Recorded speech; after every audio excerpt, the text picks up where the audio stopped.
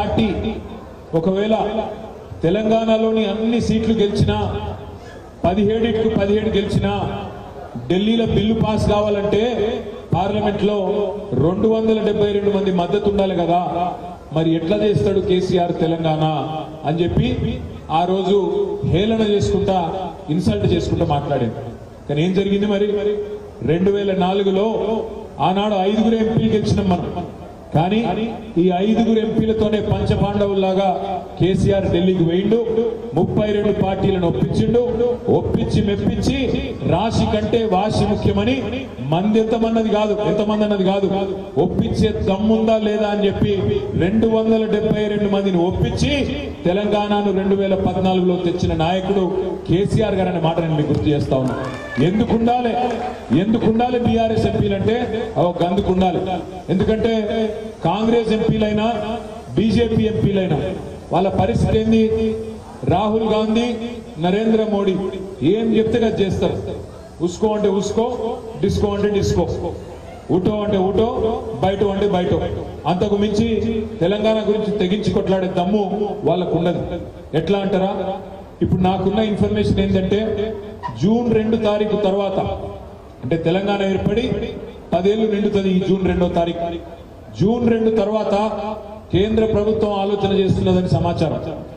10 ఏళ్లు ఉమ్మడి రాజధానిగా ఉన్న హైదరాబాద్ ను రేపటి రోజున కేంద్ర పాలిత ప్రాంతం చేసి తన గుప్పిట్లో పెట్టుకోవాలి, యూనియన్ టెరిటరీ చేయాలని భారతీయ జనతా పార్టీ అదేవిధంగా ఇప్పుడున్న కేంద్ర ప్రభుత్వం ఆలోచన చేస్తా ఉన్నది. మరి రేపు కేంద్ర పాలిత ప్రాంతం అయితే ఏమవుతుందంటే హైదరాబాద్ లో మీకు ఒక చిన్న విషయం చెప్తా. మీ పక్కనే మల్కాజ్గిరి పక్కకే ఉంటది కంటోన్మెంట్. జూబ్లీ బస్ స్టాండ్ నుంచి ఇటు కరీంనగర్ పోయే రోడ్డు మీ అల్వాల మీకెళ్ళి పోతుంది.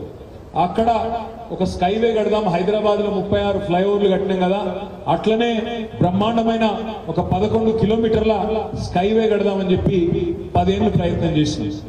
అట్లాగే ఇటు ప్యాట్నీ నుంచి కొంపల్లి దాకా ఒక స్కైవే కడదామని చెప్పి 10 ఏళ్ళు ప్రయత్నం చేసినాం.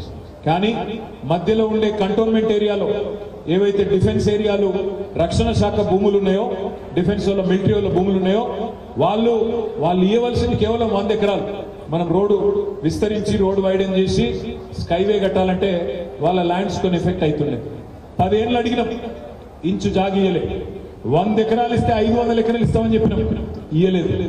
ఎందుకు చెప్తున్నా ఈ మాట అంటే కేంద్ర పాలిత ప్రాంతం కింద హైదరాబాద్ అయితే ఇక్కడ ఒక చిన్న మోరీ కట్టాలన్నా, చిన్న నాలా కట్టాలన్నా, చిన్న రోడ్ వేయాలన్నా మన జుట్టు తీసుకుపోయి ఢిల్లీ చేతులు పెట్టినట్టు అవుతుంది.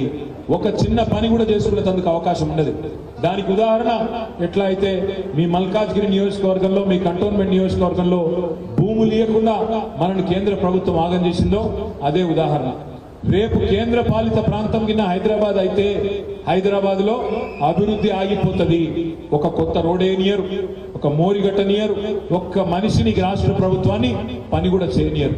మరి దాన్ని అడ్డుకోవాలంటే ఈ గులాబీ కండువా పార్లమెంట్ లో ఉండాలి, ఈ రాగిడి లక్ష్మారెడ్డి గారు రేపు పార్లమెంట్ లో ఉండాలి. ఎందుకంటే అడగందే అమ్మ కూడా పెట్టదు. ఇప్పుడు మీకు ఆకలి అవుతుంది అనుకో, అమ్మ ఆకలి అవుతుంది అన్నం పెట్టు అంటేనే పెడుతుంది, అంతేగాని లేకపోతే అమ్మ కూడా ఆకలి తెలుసుకొని ఆటోమేటిక్ గా పెట్టదు. అడగందే అమ్మ కూడా పెట్టది. మరి కేంద్రంలో ఉన్నదేమో సవతి తల్లి, అది మామూలు అమ్మ కూడా కాదు, సవతి తల్లి. మరి సవతి తల్లిని కొట్లాడాలి, 4 ప్రాజెక్టులు తెలంగాణకు కావాల్సినవి రావాలంటే బీజేపీలతో కాంగ్రెస్ వాళ్ళతో చేత కాదు, వాళ్ళ వల్ల కాదు. ఎందుకంటే వాళ్ళు ఢిల్లీ గులాములు. మళ్ళా కావాలంటే ఇదే గులాబీ కండువా ఎగరాలే, ఖచ్చితంగా పార్లమెంట్ లో మన గొంతు మోగాలే.